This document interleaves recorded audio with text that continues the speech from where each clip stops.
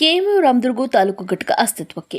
ಬೆಳಗಾವಿ ಜಿಲ್ಲೆ ರಾಮದುರ್ಗದಲ್ಲಿ ಕೆಎಂಯು Karnataka Muslim unity Ramdurg taluk ಘಟಕದ ನೂತನ ಪದಾಧಿಕಾರಿಗಳ ಆಯ್ಕೆ ಸಮಾರಂಭವು ಪಟ್ಟಣದ ಪ್ರಗತಿ ಸಭಾಭವನ ಜ್ಯೋತಿ ಬೆಳಗುವುದರ ಮೂಲಕ ಚಾಲನೆ ನೀಡಲಾಯಿತು. ನೂತನವಾಗಿ ಆಯ್ಕೆಯಾದ ಪದಾಧಿಕಾರಿಗಳಿಗೆ ಹೂಗುಚ್ಚು ನೀಡಿ ಕೆಎಂಯು ಸಂಘಟನೆಗೆ ಸ್ವಾಗತಿಸಿದರು. ಇನ್ನು ಕೆಎಂಯು ತಾಲೂಕು ಅಧ್ಯಕ್ಷರಾಗಿ ಶಫಿ ಬೇನಿ, ಉಪಾಧ್ಯಕ್ಷರಾಗಿ ಸದ್ದಾಂ ಖಲೀಫ್, ಹುಸೇನ್ ಐನಾಪುರ್, ಮುತಾರ್ಚಿ ಅಲಿ ಪೆಂಡಾರಿ ಸೇರಿದಂತೆ ಹಲವು ಪದಾಧಿಕಾರಿಗಳು ಆಯ್ಕೆಯಾದರು. ಇನ್ನು ಕರ್ನಾಟಕ ಮುಸ್ಲಿಂ ಯೂನಿಟಿ ಕೆಎಂಯು ತಾಲೂಕು ಘಟಕದ ಮಹಿಳಾ ಅಧ್ಯಕ್ಷರಾಗಿ ಆಫ್ರಿನ್ ತಾಜುದ್ದೀನ್ ಹುದ್ದಾರ್ ಮಾತನಾಡಿ, ಮುಸ್ಲಿಂ ಸಮುದಾಯದ ತಮ್ಮ ಮಕ್ಕಳಿಗೆ ಉತ್ತಮ ಶಿಕ್ಷಣ ಆದ್ಯತೆ ನೀಡಬೇಕು, ವಿಶೇಷವಾಗಿ ಹೆಣ್ಣು ಮಕ್ಕಳಿಗೆ ಶಿಕ್ಷಣ ಕೊಡಿಸುವಂತೆ ಪಾಲಕರಿಗೆ ಸಲಹೆ ನೀಡಿದರು. ಇನ್ನು ಕೆಎಂಯು ರಾಜ್ಯಾಧ್ಯಕ್ಷ ಅಬ್ದುಲ್ ಜಮ್ದಾರ್ ಕಲಬುರ್ಗಿ ಮಾತನಾಡಿ ಕೆಎಂಯು ಕಾರ್ಯವೈಖರಿಗಳ ಬಗ್ಗೆ ತಿಳಿಸಿದರು.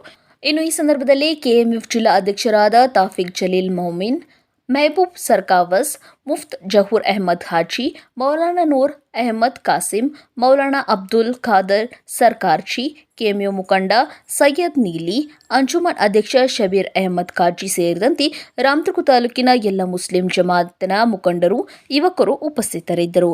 Bureau report, R news Kannada. Muslim unity ಈ ರಾಜ್ಯದಲ್ಲಿ ಕಳೆದ 3 ವರ್ಷಗಳಿಂದ ಅಸ್ತಿತ್ವಕ್ಕೆ ಬಂದು ಈ ರಾಜ್ಯದಲ್ಲಿ ಮುಸಲ್ಮಾನರ ಸಂವಿಧಾನಿಕ ಹಕ್ಕುಗಳು ಒಡೆದು ಹಾಕಿದಾಗ ಅದರ ಪರ ಹೋರಾಟಕ್ಕೆ ನಿಲ್ಲುವಂಥ ಒಂದು ಸಂಘಟನೆಯಾಗಿ ಅಸ್ತಿತ್ವದಲ್ಲಿ ಇದ್ದು ಕೆಲಸ ಮಾಡ್ತಾಯಿದೆ. ನಮ್ಮ ಉದ್ದೇಶ ಇಷ್ಟೇ, ಕರ್ನಾಟಕ ರಾಜ್ಯದಲ್ಲಿ ಮುಸ್ಲಿಮರಿಗೆ ಏನು ಸರ್ಕಾರಗಳಿಂದ ಅನ್ಯಾಯವಾದಂಥ ಸಂದರ್ಭದಲ್ಲಿ ಸಂವಿಧಾನಿಕವಾಗಿ ನಮ್ಮ ಹಕ್ಕುಗಳನ್ನು ಪಡೆದಂಥ ಸಂದರ್ಭದಲ್ಲಿ ನಾವು ಹೋರಾಟವನ್ನು ಮಾಡುತ್ತಾ ಇದ್ದೇವೆ.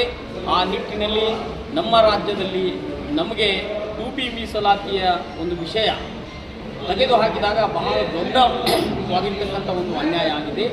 ಆ ವಿಷಯ ಕುರಿತು ನಾವು ಸರ್ಕಾರದ ಜೊತೆ ಸಂಪರ್ಕದಲ್ಲಿ ಇದ್ಕೊಂಡು ಮತ್ತೆ 2B ಮೀಸಲಾತಿ ಮುಸ್ಲಿಮರಿಗೆ ದಕ್ಕಬೇಕು ಅನ್ನುವಂಥ ವಿಷಯವನ್ನು ಮುಂದಿಟ್ಕೊಂಡು ಇವತ್ತು ಹೋರಾಟ ಮಾಡ್ತೀವಿ.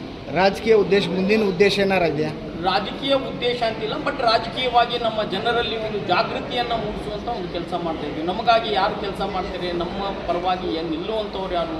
ಇವತ್ತು ಪ್ರಾದೇಶಿಕ ಪಕ್ಷಗಳ ಅಸ್ತಿತ್ವ ಇಲ್ಲದೇ ಇರುವಾಗ ಕಾಂಗ್ರೆಸ್ಸಿನ ನೆಚ್ಚಿಕೊಂಡಿರ್ತಕ್ಕಂಥ ಮುಸಲ್ಮಾನರಿಗೆ ಕಾಂಗ್ರೆಸ್ನಿಂದಲೇ ಅನ್ಯಾಯವಾದಾಗ ನಾವು ಇಂಥ ಒಂದು ತೀರ್ಮಾನಗಳನ್ನು ತಗೋಬೇಕು ಅನ್ನುವಂಥದ್ದರ ಕುರಿತು ಭವಿಷ್ಯದ ದಿನದಲ್ಲಿ ನಾವು ಜಾಗೃತಿ ಮೂಡಿಸುವಂಥ ಕೆಲಸ ಖಂಡಿತವಾಗಿ ಮಾಡ್ತೀವಿ. ಈಗ ಸದ್ಯಕವಾಗಿ ಯಾವ ಪಕ್ಷದಿಂದ ನೆಂಟಿದೆ ನಿಮ್ಮ ಸಂಘಟನೆ? ನಮ್ಮ ಸಂಘಟನೆ ಒಂದು ಯಾವುದೇ ಪಕ್ಷದ ಪರವಾಗಿ ಕೆಲಸ ಮಾಡುವಂಥ ಸಂಘಟನೆ ಇದಲ್ಲ. ಇದು ಸಾಮಾಜಿಕವಾಗಿ ಜನರನ್ನು ಒಗ್ಗೂಡಿಸುವಂಥ, ಒಂದೇ ಪ್ಲಾಟ್ಫಾರ್ಮ್ನಲ್ಲಿ ಎಲ್ಲ ಸಮಾಜದ ಮುಖಂಡರನ್ನು ಮತ್ತು ಎಲ್ಲ ಪಕ್ಷಗಳಲ್ಲಿ ಕೆಲಸ ಮಾಡುವಂಥ ಕಾರ್ಯಕರ್ತರನ್ನು ಮತ್ತು ಎಲ್ಲ ಪಂಗಡಗಳ ಉಲೇಮಗಳನ್ನು ಒಂದೇ ವೇದಿಕೆಗೆ ತಂದು ಜನರಲ್ಲಿ ಜಾಗೃತಿ ಮೂಡಿಸುವಂಥ ಒಂದು ಕೆಲಸಕ್ಕೆ ಕೇವಲ ಸೀಮಿತವಾಗಿರ್ತಕ್ಕಂಥ ಸಂಘಟನೆ ಇದ್ದಾರೆ.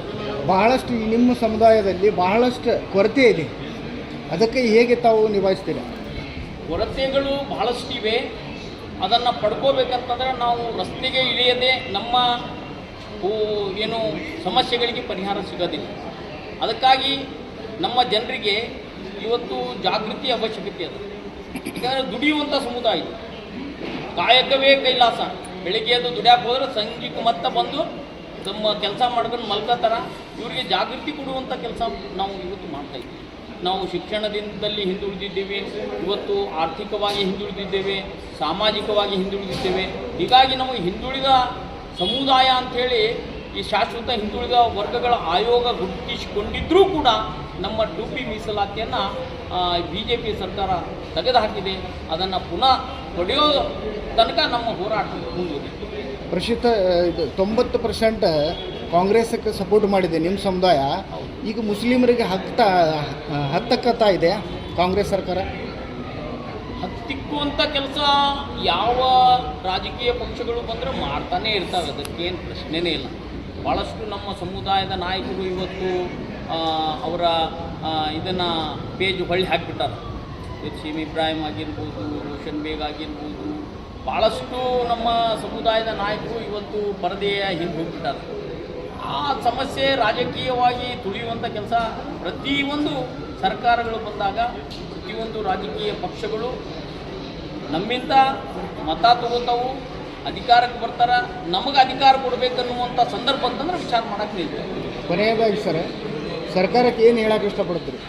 ಸರ್ಕಾರ ನಮ್ಮಿಂದ ನಮ್ಮ ಮತಗಳನ್ನು ಪಡ್ಕೊಂಡು ಇವತ್ತು ಅಧಿಕಾರಕ್ಕೆ ಬಂದಿರ್ತಾವೆ ಅಂತಂದಾಗ ನಮ್ಮ ಅನುಕೂಲತೆಗೆ ಯೋಜನೆಗಳನ್ನು ರೂಪಿಸೋದಾಗಲಿ, ನಮ್ಮ ಸಮಾಜದ 2ನೇ ದರ್ಜೆ ನಾಯಕರನ್ನು ಮೇಲೆತ್ತುವಂಥ ಕೆಲಸ ಆಗಲಿ, ಗುರುತಿಸುವಂಥ ಕೆಲಸ ಆಗಲಿ ಮಾಡಬೇಕು.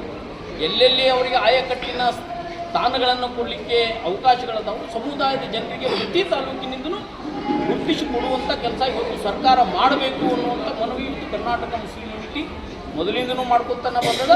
ಇವತ್ತೂ ಕೂಡ ನಾವು ಅದನ್ನು ಪ್ರತಿಪಾದಿಸ್ತೇವೆ, ಮಾಡಬೇಕು ಅನ್ನುವಂಥ ಒಂದು ಒತ್ತಾಯವನ್ನು ಮಾಡ್ತೇವೆ. Thank you sir.